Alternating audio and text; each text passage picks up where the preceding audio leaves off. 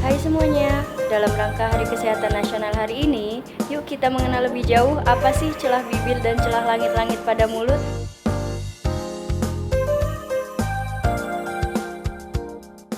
Celah bibir dan langit-langit adalah suatu yang bisa disebut sumbing pada bibir langit-langit, yaitu suatu celah atau tidak menyatunya bibir dan langit-langit secara utuh, sehingga ada celah di antara bibir dan langit-langit tersebut. Kejadian ini bisa terjadi pada bibir, pada langit-langit, atau pada bibir dan langit-langit secara bersamaan, seperti itu.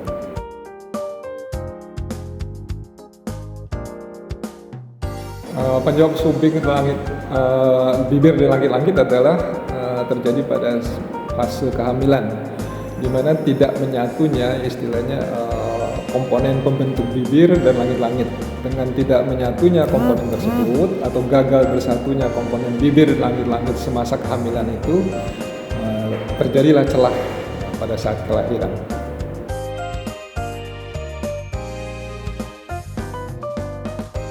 Sumbing bibir dan langit-langit terjadi akibat ada karena faktor genetik dan faktor lingkungan.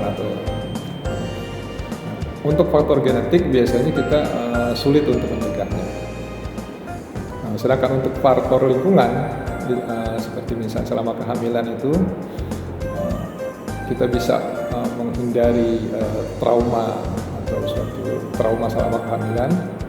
Kemudian kedua, kita bisa juga menghindari pemakaian obat-obatan selama proses kehamilan. Yang ketiga, biasanya kita juga menghindari paparan-paparan zat kimia selama proses kehamilan.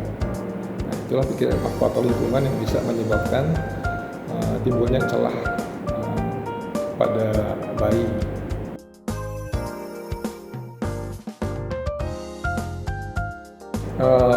Setelah terjadi ketika satu kejadian kita sudah menemukan bayi sudah mengalami sumbing pada bibir langit-langit, ada beberapa tahapan penanganan yang harus kita lakukan. Untuk tahap awal, jika kita menemukan pada bayi tersebut kesulitan untuk menyusui, maka kita bisa membuatkan feeding plate atau istilahnya langit-langit buatan yang membantu si bayi yang mengalami sumbing tersebut untuk bisa menyusu.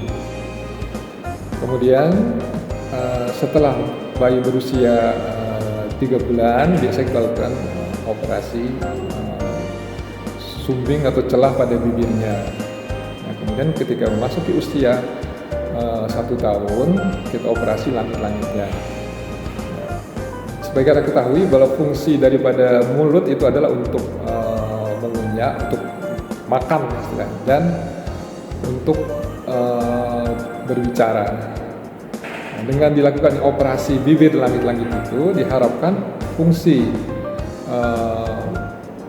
mulut tersebut, yaitu untuk makan, untuk minum, dan untuk berbicara bisa berfungsi dengan baik. Itulah harapan kita untuk yang terhadap bayi tersebut, sehingga tercapai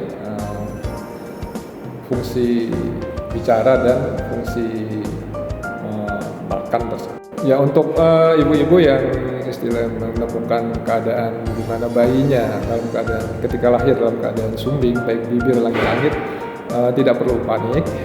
Kita bisa menangani kasus tersebut untuk membantu ibu-ibu ya. Pertama, ketika lahir dengan sumbing, perhatikan apakah si bayi kesulitan untuk melakukan menyusui atau tidak.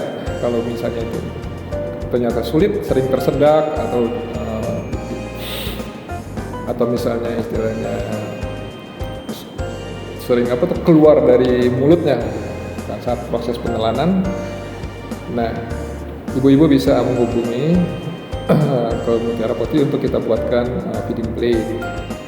Nah, kemudian setelah berusia 3 bulan, kita akan melakukan operasi bibirnya, yaitu biasanya kita punya kriteria ketika itu berat badan bayi minimal biasanya sekitar 5 kilo. Nah, kemudian setelah bibirnya kita tangani, lalu pada usia sekitar 1 tahun kita lakukan operasi langit-langit. Nah, satu lagi yang kami ingatkan adalah untuk operasi langit-langit jangan sampai telat. Nah, ya. Kami menyarankan antara umur 1 tahun sampai 2 tahun. Jangan lebih dari 2 tahun, apalagi sampai 5 tahun, 3 tahun, 4 tahun, 5 tahun seperti itu. Karena nanti akan mengganggu fungsi bicara dari si anak tersebut di kemudian hari. Jika sudah terjadi misalnya gangguan bicara, maka akan sulit mengkoreksinya.